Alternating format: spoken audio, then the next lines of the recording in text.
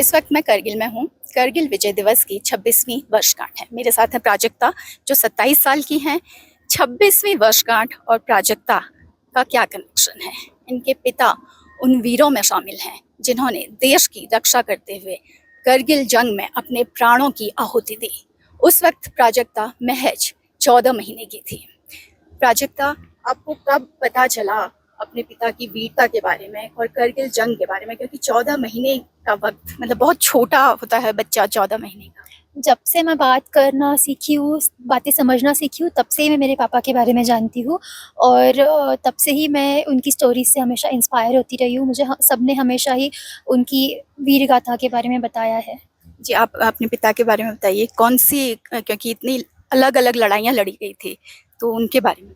वो 18 गढ़वाल में थे और उन्हें .5140 को कैप्चर करने का रिस्पॉन्सिबिलिटी दिया गया था। उनका नाम? उनका नाम शहीद सुभाष सानव। जी, तो शहीद की बेटी हैं, वीरगति को प्राप्त हुए पिता।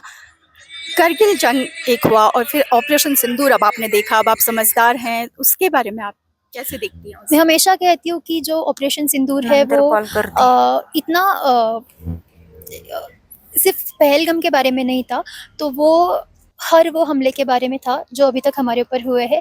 और वो मेरे पापा के बारे में भी था। मेरे पापा के सैक्रिफाइस का भी जवाब था वो, कि ऐसा वो फिर से ना कर पाए, और अगर फिर से करते हैं तो फिर से इससे दुगना जवाब हमें उनका देना चाहिए।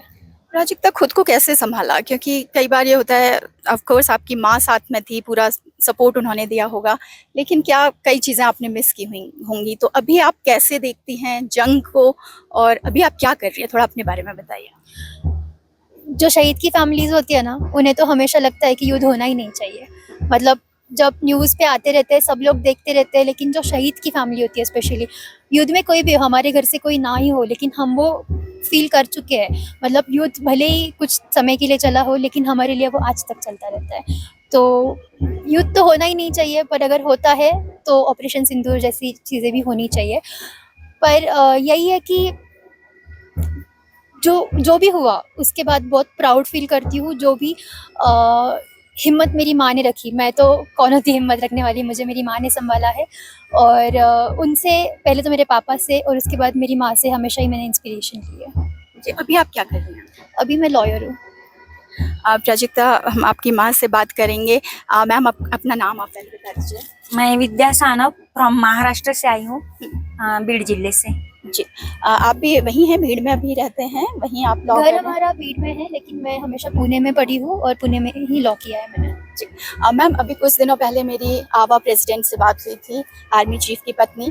तो उनका ये कहना था कि जो एक सैनिक की पत्नी होती है वो एक तरीके से जीवंत तपस्या है, क्योंकि जब वो ड्यूटी पर होते हैं तब भी घर को अकेले संभालना है, और अगर वीरगति को प्राप्त होते हैं तो फिर एक और जंग लड़नी है।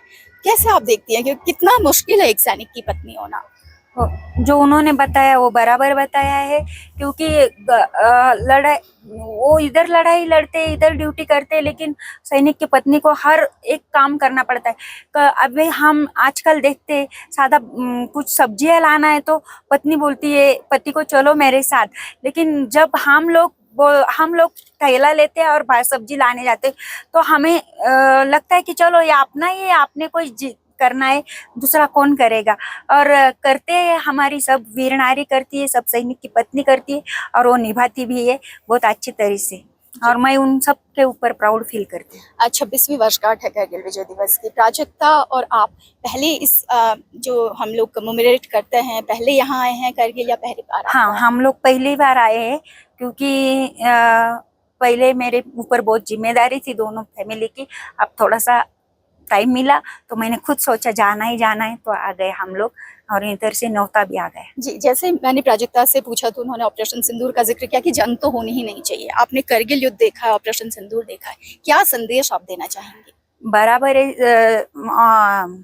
युद्ध तो नहीं होना चाहिए, लेकिन ये पाकिस्तान और ये लोग करते हैं ना, तो मुझे लगता है एक बार तो बड़ा सा जवाब उनको मिलना ही चाहिए। ये अभी ऑपरेशन सिंदूर तो मिला है, लेकिन उससे ही बड़ा कुछ हो सकता है, वो हमेशा के लिए चुप हो जाए और ऐसे सैनिक परिवार ना हो, तो ऐसा लगता है एक बार तो उनको दिखाना चाहिए। जी, जैसा कि उन्होंने कहा कि पाकिस्तान को जो लगातार आतंकवाद फैला रहा है, आतंक के आका को ऐसा सबक मिलना चाहिए। कि वो बहुत दोबारा देर से से रुके। करगिल युद्ध जैसा या फिर ऑपरेशन सिंदूर जैसी कोई स्थिति ना आए, इसकी नौबत ही ना आए। पूनम पांडे, करगिल से, नवभारत टाइम्स। हाँ, बात